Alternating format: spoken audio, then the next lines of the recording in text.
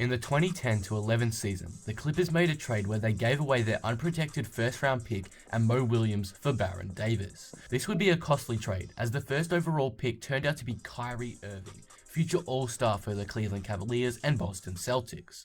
But what if the Clippers didn't make this trade? How would the league change? I'll be taking a look at that in today's video. Before we get into this, I would like to say this is my first time making something like this. I've made some before, but they were garbage, so I decided to make one seriously. Again, first time making it, so if it's not great, don't go ballistic at me in the comments. Also, sorry for none of that 2K footage, I don't have anything to record that on, but I have tried to make the best visuals possible. If you want me to make more of these, like and comment so I know, but let's get right into this. Let's start back at the trade deadline of the 2010 to 11 season. As I have mentioned, the Clippers traded for Baron Davis and gave away Mo Williams and an unprotected pick. But this time, we know Kyrie Irving has amazing potential and we aim to tank so we can draft him. So that's exactly what we do and don't make the trade. Everything else in 2011 remains the same. Dallas still win the championship and Derrick Rose wins MVP. In the 2011 NBA draft, everything stays the same, except the Clippers draft Kyrie Irving instead of the Cavaliers. Now we move on to the 2011 to 12 season, and things start to get interesting. The Clippers already have a good point guard on their team, Kyrie Irving, so that means they don't trade for Chris Paul. This will majorly affect the league. Chris Paul still has to be traded as he is on his contract year, and the Hornets don't want to lose him for nothing. Two front runners appear, the Lakers and the Knicks. Unfortunately for Lakers fans, the NBA, who currently own the Hornets, still vetoed the trade, meaning that Chris Paul is traded to the New York Knicks to pair up with prime Carmelo Anthony. The Hornets receive Baron Davis, Raymond Felton, Timothy Mozgov, and a first round pick back for Chris Paul. Now with this team, the Knicks look ready to compete with the big three in Miami. By the way, the Knicks still make the Tyson Chandler trade a few days before the CP3 trade went down. In a lockout season, the Clippers actually managed to get the 8th seed and win 34 games with Kyrie, which is 6 less than what they did with Chris Paul. With Chris Paul, the Knicks get 44 wins and finish 3rd in the East, behind only the Bulls and the Heat. In the playoffs, the Clippers are blown out in the first round by San Antonio in 4 games, as the team has very little playoff experience. The Knicks, however, are more interesting. They play against the aging Boston Celtics super team from 2008. Though the Celtics are good, they are nothing compared to the amazing duo of Chris Paul and Carmelo Anthony, so the Knicks win in 6 and move on to the second round. In the second round, the Knicks face the big three of the Miami Heat. Originally, this was the first round matchup and the Miami Heat won, but this time, the Knicks have star Chris Paul. But unfortunately for the Knicks, they fall short and lose in 7 games. In the Eastern Conference Finals, the Heat match up against the young upcoming Paul George and his team, the Indiana Pacers. The Pacers have just come off a second round victory cruise as they beat the 76ers, who won because Rose was injured, in 5. But Paul George is not enough to take on Miami's 3 stars, and Miami make the NBA Finals. In the West, the Oklahoma City Thunder, with the young core of Durant, Westbrook, Harden, and Ibaka, make the Finals, as like in real life.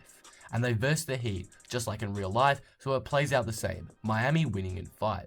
In the 2012 draft, the Clippers still have their pick, as they did not trade it away in the Chris Paul deal. They fall to the 16th pick, and this means they draft Jeremy Lamb, a prospect with a lot of potential. The Knicks pick lands the 24th instead of 16th, and this was now owned by the Rockets, so they cannot draft Lamb and trade him away for Harden in that crazy blockbuster trade. But now, the Clippers own that pick, and they are in desperate need of a good shooting guard. Eric Gordon is good, but James Harden just came off a fantastic season where he won 6th Man of the Year, so he is obviously the better player. So the Clippers trade Eric Gordon and Jeremy Lamb along with some first round picks to OKC for James Harden. You may have noticed I haven't really talked about Cleveland without Kyrie until now. That is because without Kyrie, the Cleveland Cavaliers are terrible. In fact, they are worse than New Orleans and they only win 19 games. New Orleans still get Anthony Davis, the Bobcats still get Michael Kidd-Gilchrist, but with their worsened record, the Cavs get the 3rd pick. This means they select Bradley Beal instead of Washington. Beal will be a future All-Star, so this is a great step for the Cavs without Kyrie and LeBron. In the 2012-13 season, the Clippers with their amazing backcourt of Kyrie and Harden finished as the 7th seed with 44 wins. James Harden has a breakout year with the team and Kyrie Irving steps up his game too, both having 20 plus points per game seasons. The New York Knicks finished with a record of 60-22 and are second in the East behind none other than the Miami Heat. Chris Paul and Carmelo have gelled into a dynamic duo and they destroy the NBA in their path. No one seems to be able to compete with them. OKC don't seem to need Harden as they managed to win 60 games also, behind 2 superb seasons by their leaders Kevin Durant and Russell Westbrook. In the playoffs, the Clippers versus the San Antonio Spurs in the first round, with an up-and-coming star in Kawhi Leonard.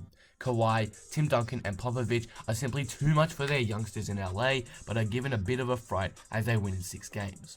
In the East, Miami blitzed through the first 2 rounds, knocking out the Bucks in 4 and winning against the Pacers and Paul George in 6. The Knicks with Chris Paul and Carmelo Anthony dismissed the aging Celtics again, but this time in 5 games, as the two have clicked together and have much better chemistry. In the second round, they come up against the Brooklyn Nets, who somehow got the 3rd seed. The Nets didn't really have anything special, so New York got rid of them easily, winning in 4. But now, it was a tough matchup against the reigning champs, the Miami Heat. These Eastern Conference Finals were intense. It was a back and forth affair and it went to 7 games. But Chris Paul and Carmelo Anthony just had a better mentality. They would not fall to the Heat again. So, in Game 7, the New York Knicks managed to win on the road and make the NBA Finals. This means no Ray Allen clutch shot, none of that. And in the 2013 NBA Finals, the New York Knicks prevail and host the Larry O'Brien Trophy into the air after winning in 7 games. The duo was simply too much for the Spurs. Though they were good, the Knicks were simply better. Chris Paul would go on to win the Finals MVP. Now we enter the 2013 NBA Draft, which honestly wasn't that good. There are only 2 major draftings. Number 1 is the first pick, Anthony Bennett, maybe the greatest bust of all time. The Cavs with Beal were too good for the first pick, which means the Magic got the top pick in the draft. They were still searching for the next star, and when they saw Bennett, they knew what they wanted. Another Dwight Howard. That is what they envisioned. So, they draft him first. That leaves the second pick to the Houston Rockets, who without Harden and Lowry slumped to the bottom seed in the West. This means they select Victor Oladipo, a future all-star who they shall take full advantage of, unlike the Magic. Giannis still goes to the Bucks, and we can now move on to the 2013-14 NBA free agency. There weren't too many big names this free agency. The most notable were Chris Paul and Dwight Howard. The Knicks are in a perfect situation to re-sign Chris Paul. I mean, they just won a championship, so Chris Paul re-signs. Dwight Howard, on the other hand, is an interesting one. He just came off a horrible season in LA and wants to get out of there, fast. He originally went to Houston to play with James Harden, but Harden isn't there anymore. But he is on the other side of LA, at the Clippers, a young rising team. The Clippers also need a good front court player, so guess what? The Clippers signed Dwight Howard, and they are now a big 3, with Kyrie Irving, James Harden, and Dwight Howard. The Clippers finished this season with a record of 56 wins and move into the 3rd seed in the Western Conference behind another amazing season by James Harden. The Spurs keep the 1st seed, and the Thunder still do excellent without Harden, as they finish the season with 59 wins. The Rockets with Victor Oladipo are slowly improving, winning 26 games and finishing 14th. Over in the East, we have a new number 1 team, the New York Knicks. After dominating in the NBA Finals against the Spurs, they came out with heaps of momentum and have another 60-win season, winning 61 games. With Beal, the Cavs are slowly improving. They finished with a record of 37-45 and end up being the 10th seed. In the playoffs, things heat up in the West. The Clippers come up an experienced Memphis Grizzlies team, though the Clippers have too much star power, and win in 5. In round 2, they versed the Oklahoma City Thunder, who just came off a dominant series win over the Dallas Mavericks. Unfortunately for the Clippers, their title run ends here. The Thunder was simply too dominant with an MVP on their team, so they win in 6 hard-fought games. The Thunder would then verse the Spurs, like they did in real life, and the Spurs still win. In the East, the Knicks play the Hornets in the opening round and dominate. They win in 4.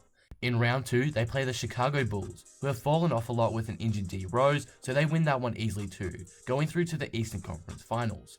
Here they would verse Miami again, but Miami get their revenge and win in 7. The 2014 NBA Finals would play out the same, and the Spurs come out as NBA champions. In the 2014 offseason, things start to get interesting. In the draft, the Cavaliers no longer own the first pick, as they had a better record, so they drop to the 10th pick in the draft. This means the Bucks have the first pick in the draft, so instead of Jabari Parker, they select Andrew Wiggins. The 76ers now own the second pick, but they still select Joel Embiid, which means with the 3rd pick in the draft, the Orlando Magic select Jabari Parker. Cleveland need a good frontcourt player, as they already have Beal, so they select Dario Saric instead of Philadelphia. Wow, this is crazy. In the 2014 free agency, LeBron is the biggest name. Originally, he went back to Cleveland to play with Kevin Love and Kyrie, but this time, Cleveland doesn't have Wiggins to trade away to get Kevin Love. This means LeBron won't be returning home. But guess who does have Wiggins and a future all-star on their team?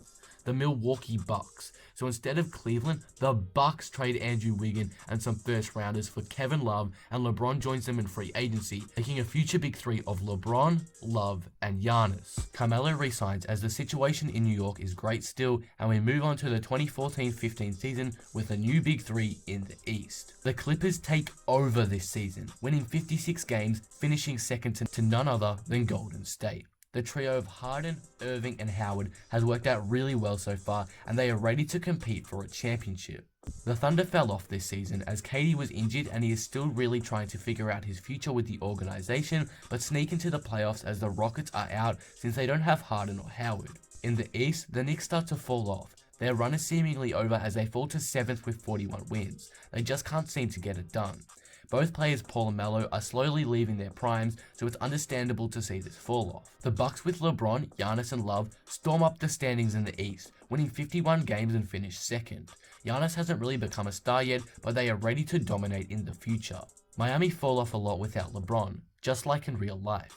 They only win 37 games and finish 10th in the East. The Cavaliers, however, silently climb into the playoffs and finish 8th with 39 wins, led by Beal. The MVP of the season is still Curry, but Harden is a very close second. Now the playoffs are here and things get really interesting.